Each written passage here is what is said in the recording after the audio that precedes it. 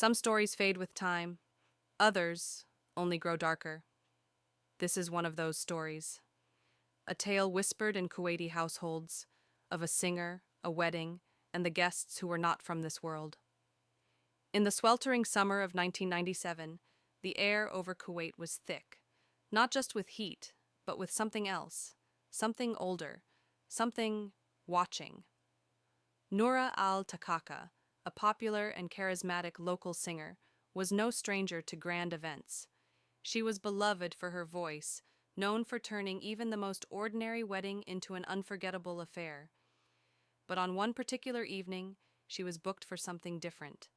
A private wedding, far from the heart of the city, no flashy hotels, no recognizable landmarks, just an old estate deep in the desert outskirts, remote, silent, forgotten by time. She didn't question it, not at first. When the offer came in, it was generous, very generous, double her usual rate, cash up front, no photographs, no media. Privacy was requested and strictly enforced. But the client was persuasive, and the money, well, it spoke louder than her instincts. Noura arrived with her small team, 2 musicians and a driver. The road to the venue was long and poorly marked. After nearly an hour of driving through stretches of dry, empty land, the GPS went dark. The radio, too, began to crackle with static. Still, they pushed on, following vague instructions scribbled on a folded piece of paper. Eventually, they reached the estate, an enormous, crumbling house, elegant but old, too old.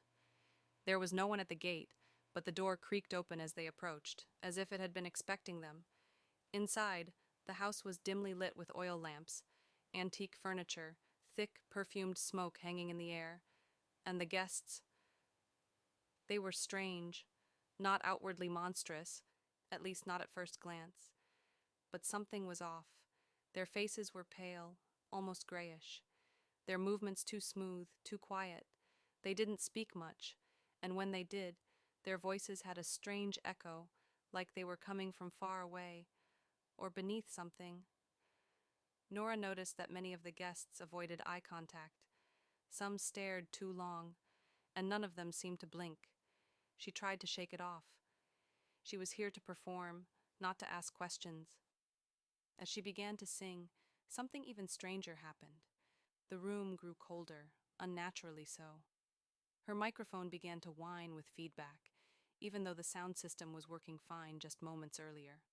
And the guests? They started to sway, not to the rhythm, but to something else. A beat only they could hear. Their heads tilted back, their mouths moved silently. Nora's heart pounded, her voice faltered. One of her musicians suddenly collapsed. No warning, no sound, just down. They rushed to him. He was breathing but unconscious. The guests didn't react. In fact, they looked annoyed, as if the interruption had insulted them. One guest stepped forward, tall, with long fingers and an unsettling smile. "You must finish the song," he said, in a voice that chilled her to the bone. "The bride is waiting." Noura had had enough. She grabbed her things, told her driver to start the car, and began to leave. But when they reached the gate, it was gone. Not closed, gone. The walls of the estate now stretched endlessly into the desert. No matter how far they walked, they ended up back at the house, trapped. That night, Noura swears time bent around them. Hours passed, or maybe minutes, or maybe days. Her second musician began to scream, saying he could hear voices in his head.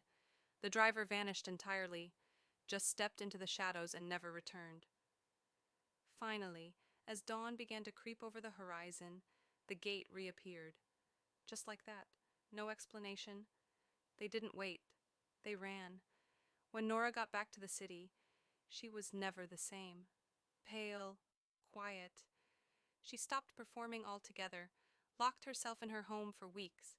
When curious fans and friends asked why, she would only whisper one word: Jinn. Later, she revealed what she believed to be true. The wedding she sang at wasn't for humans.